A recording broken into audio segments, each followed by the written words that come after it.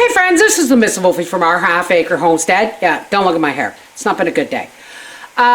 We were talking on live stream on my Reading with Beverly Wolfie channel about the Little House on the Prairie books. And one of Almanzo Wilder's favorite foods was fried apples and onions. I'm making pork chops tonight. I can't think of a better accompaniment to pork than fried apples and onions. Let's get started.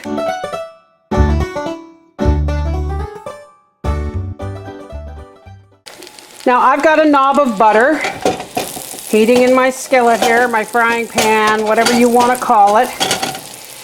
I have 2 medium onions because it's just Daddy and I've sliced them fairly thin. And all I did was take a cup of my dehydrated apples and cover them in boiling water till they were soft. All right, this is going to be really simple. If you have fresh apples, by all means, peel, core, and slice a fresh apple. It's always better. Granny Smith is best, actually. Some people use pie filling. I saw pie filling used in, I think it was the Cracker Barrel, and I really didn't like the idea. You pretty much want equal amounts of apples and onions. I'm going to slow saute them together in butter with literally just a 4-finger pinch of sugar. Okay, maybe 2.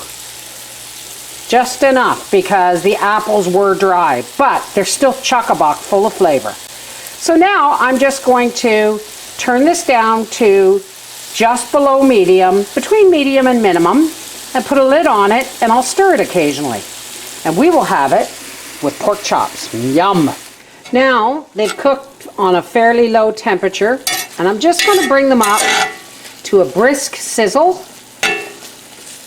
to kind of cook off some of the, just a little bit of the water from the onions. I think I know where applesauce, pork chops and applesauce came from, folks. Oh, it smells so good. Now that they've come up to a sizzle, you can see the bubbling there. I'm going to turn them back down and put the lid back on. And keep them down to just below, just above low, until supper's ready. Still needs pepper on it. Of course it needs pepper on it. So, this is fried apples and onions that I made with dehydrated apples. Fresh is better, but get a nice dollop of it. I couldn't think of anything better to go with pork chops than apples and onions, because we've had it before and we love it.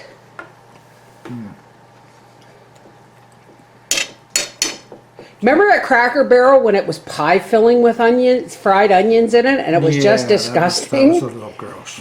No, this is more natural. So, how do you like your fried apples and onions? Très bien. Très bien. It's Almanzo Wilder, Laura Ingalls' husband.